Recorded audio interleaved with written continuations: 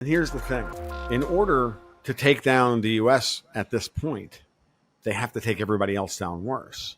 Mm-hmm. And then... And Europe and would... then my point is, the thing I'm going to say is this.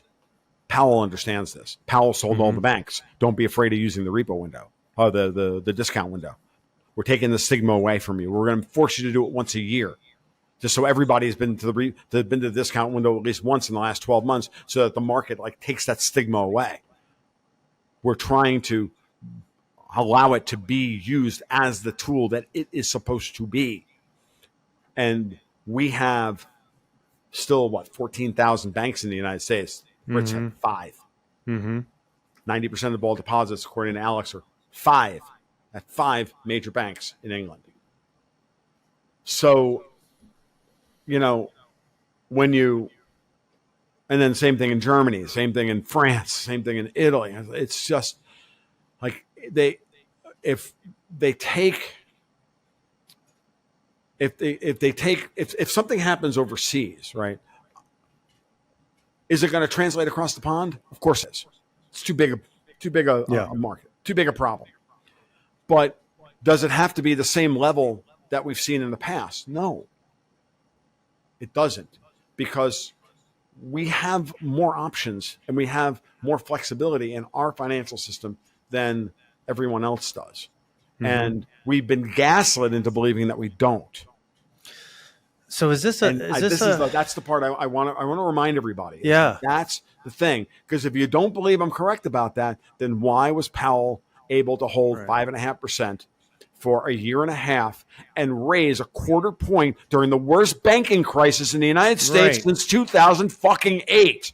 Right. Exactly. Nobody put thought his balls on the table and went, "Fuck you! I'm raising rates."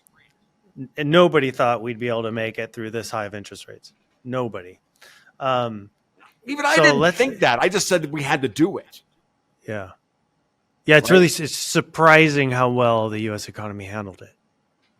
But part of it is. But maybe it's just us thinking, the Biden administration looking backwards, spent so much freaking money. Yeah. I mean, okay, so that's a great lead into my next question here. Sure. Okay. So we look into a future, in the not too distant future here, financial chaos, maybe starting somewhere in Europe, and maybe a big bank in Europe goes under. We get contagion. We get financial crisis in the United States. Sure. The historical response would be rates to zero, print. What does this reaction look like to you in this new world, in this new SOFR environment, in this new interest rate environment? I don't think Powell goes back to the zero bound. Okay. But you think the reaction is similar, just not as intense? I think he may go back to 3%. Okay. Which is what the market is expecting him to do. Wouldn't that be a win? Hey, cut by 2.5, cut by 250 basis points. But are we bailing out the globe again, or are we just bailing out the United States? No, I don't think they will. I think he's going to bail out. I think he's been very clear that climate change is not his problem. Everybody else's global concerns are not his problem. His problem is his dual mandate, which he knows is bullshit and is, are two things that are effectively mutually exclusive: stable prices and full employment. Right.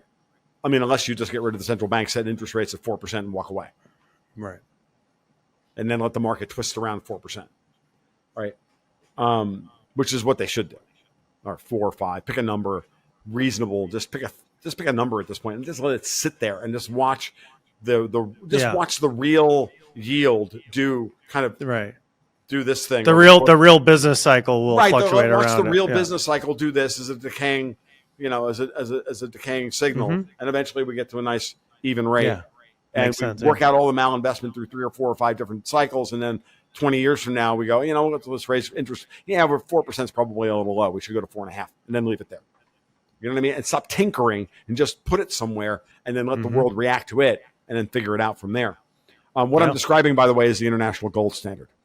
It's one of the things we talked about in this month's newsletter, and it was actually a point that after I wrote the first draft of the lead article for this month's newsletter, Dexter turned to me and said, "Dude, it would be really great if you just showed the interest rate differentials of the major central banks, and then comment on why that's a weird thing." Like, why does that arbitrage between these central banks? Why do these carry trades even exist? Right. And then you start asking yourself, oh, they're political. These are political decisions. These are not economic decisions. They're sold to us as economic decisions, but all the economics is bullshit. Or is it horse shit? Or is it cow shit? Or is it duck shit? I can't remember. I have to go back and check the chart of what type of shit is. So I tweeted that one out the other day. I was like, oh, that one's good. I like that one. I should bookmark that as opposed to just leave it in my timeline. But like, yeah, I don't know. like this is on this sure, this is like a gold settled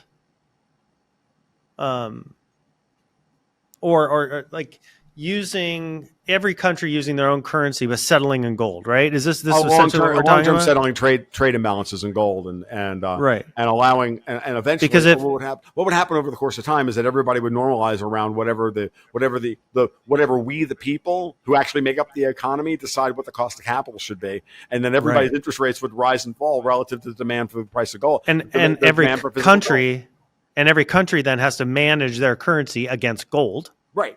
And if they're fiscally irresponsible, they pay the price internally. Right. And then their people suffer and their people overthrow their government. And or we all just eventually move back to some form of Bitcoin/gold environment where the entirety of the central bank network is fully decentralized. Right. And, and all we have are private loans and all this. And we get back to effectively an armed society as a polite society because everybody's armed with the ability to remove their reserves and go, you know what?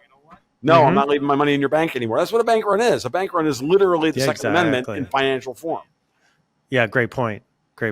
I just thought of it. So, there, use it as you will. It literally just came out of my head. So when it's on a Byte t-shirt, don't sue us. Go for it. I don't care.